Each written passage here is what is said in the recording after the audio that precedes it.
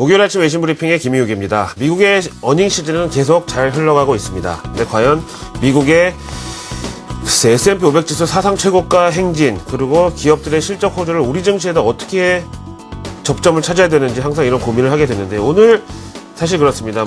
페이스북 실적 호조였고 경제지표도 좋았고 이랬는데 미증시는 하락했다는 거죠. 그래서 미증시 분위기에 가장 큰 영향을 미쳤던, 그리고 미증시 분위기하고 가장 연동이 깊었던 캐터필러 실적을 저는 보여드리겠습니다. 캐터필러 2분기 실적 보고서 보실까요? 사진에 보시다시피 명불허전, 세계 최대 중장비 제조사 겸 글로벌 경기 민감주의 거의 국가대표죠. 캐터필러 2분기 실적이 공개됐습니다.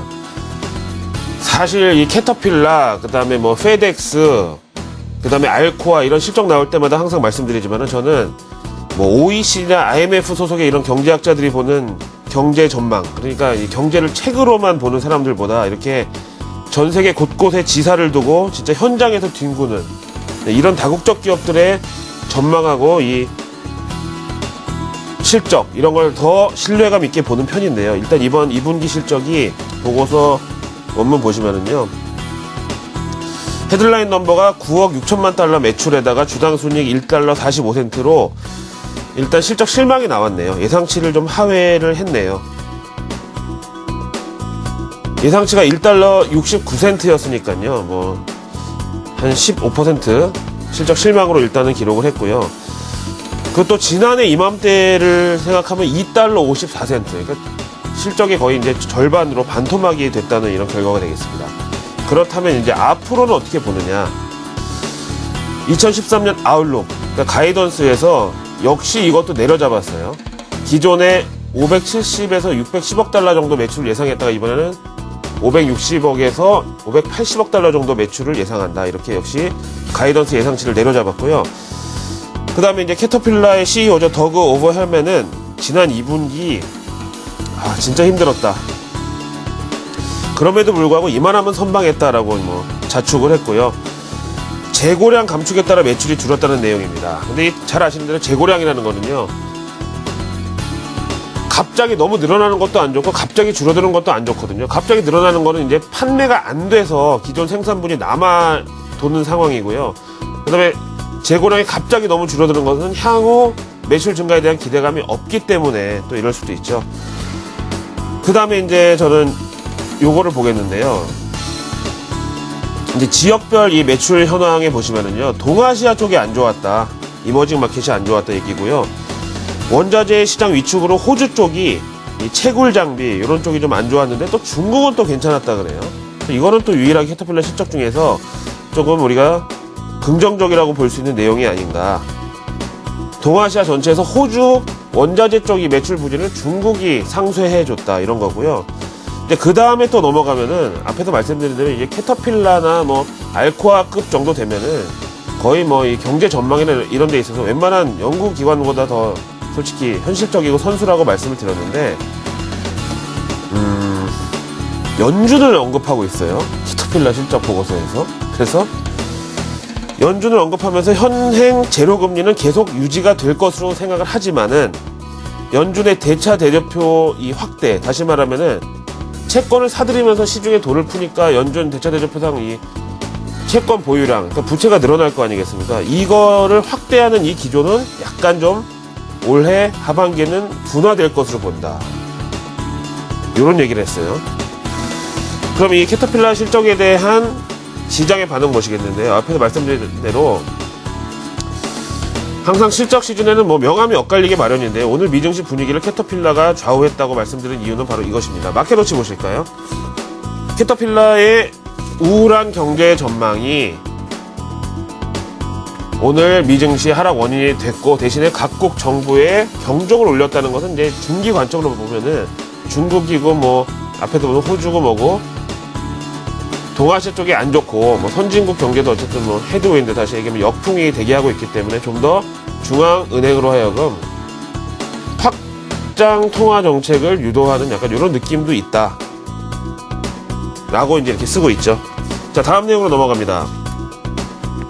사실 매일 새벽마다 외신에서 코리아라는 단어가 들어가는 외신은 좀 주의 깊게 살펴보는 편인데요.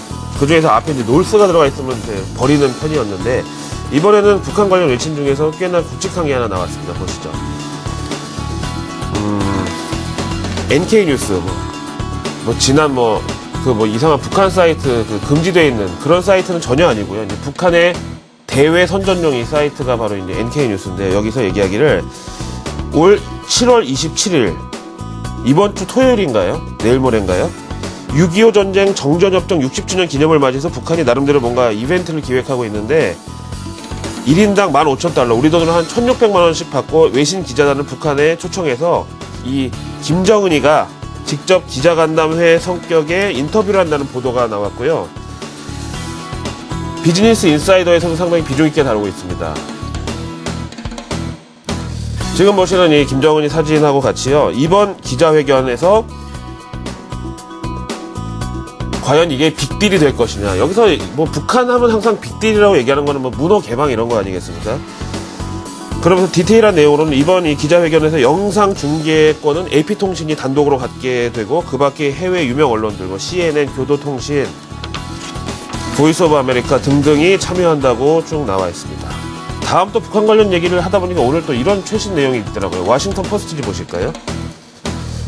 이케아 많이 들어보셨죠? 이케아. 저도 이제 비싼 거는 돈이 없어서 못 샀고 집에 스탠드 하나 겨우 있는데요. 글로벌 다국적 기업 가운데 주로 중저가 홈 인테리어 용품과 가구 만드는 회사죠.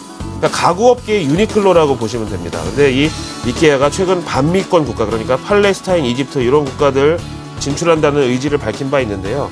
지난번에 한때 개성공단에 생산시설 만들려고 알아본다는 얘기가 있었는데 지금 개성공단이 저 모양이니까 잠시 그런 얘기는 쏙 들어갔는데요. 아무튼 개성공단에도 관심을 보였었던 이 이케아가 스웨덴 기업인데, 이 스웨덴은 북한에 대사를 파견해 놓은 몇 안 되는 서방 국가 중에 하나고요. 또 지난번에 북한 주재 외교관들 막 떠나라고 엄포를 놨을 때 그런 으름장에도 불구하고 그때 스웨덴 대사관은 철수를 안 했었던 전례가 있다고 얘기를 하면서, 아직은 시기상조라는 의견이 지배적이긴 하지만 이케아가 북한에 진출하느냐, 매장을 두느냐, 공장을 두느냐, 이런 것들이 이 북한 문호 개방의 어떤 신호탄이 될지 잘 지켜보자, 이런 얘기고요.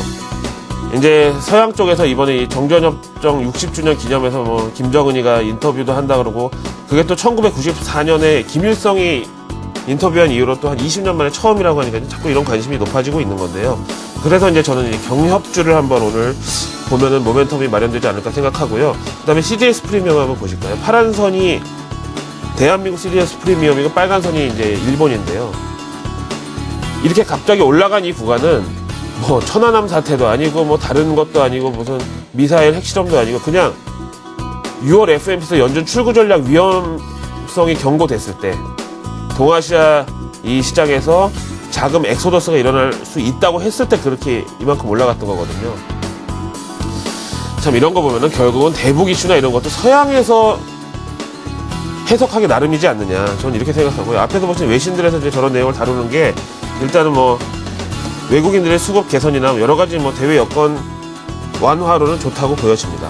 자, 일본 얘기 나온 김에 달러 대비 엔화 환율 한번 보실까요? 사실 지난 참의원 선거 전후로 해서 달러 대비 엔화 환율하고 코스피 지수의 역동조화가 상당히 뚜렷하게 나타났는데요. 화면 보시면은, 자, 오늘은 조금 외국인들이 그동안에 이제 사들였던 거를 차익 실현에 단기 대응 관점으로 나설 수 있다고 보는 게, 달러 대비 엔화 환율이 다시 100엔대를 넘어가면서 0.88% 상승했거든요. 이런 차원에서 지난 며칠 동안 1900을 재탈환했다고 좋아하는 건 사실 의미가 없다고 저는 생각하고요. 개인이 팔면 그거 외국인이 받아서 올리고, 기관이 팔면은 또 어느 날 개인이 받아들여서 올리고, 이런 식의 이제 3대 투자 주체별로 치고받는 흐름이었는데, 오늘은 좀 외국인이 맘먹고 며칠 올려놨던 거 빼자 이럴 수도 있는 날. 마지막으로 MSCI 한국지수 보실까요? 항상 이 코스피 1900선하고 MSCI 한국지수 상 56선을 저는 연동한다고 말씀드리는데, 이제 역시 0.49% 빠지면서 미국 증시 3대 지수보다 좀 언더퍼폼을 했고요. 그런 차원에서 이제 오늘 그야말로 이번 주 들어서 처음으로 조정다운 조정이 나올 것으로 예상을 해봐도 나쁘지 않고, 대신에 계속 지루한 박스권 움직임은 지속된다고 봐야 되겠고요. 앞에서 말씀드렸던 3대 투자 주체, 개인, 기관, 외국인이 셋이서 합심해서 들어올리는 장세도 아니지만 그렇다고 또 셋이 또 다 팔면서 지수를 내릴 장세도 아니라는 거. 이런 차원에서 오늘 조정의 가능성을 두고 저는 접근해 보도록 하겠습니다. 목요일 아침 외신 브리핑이었습니다. 고맙습니다.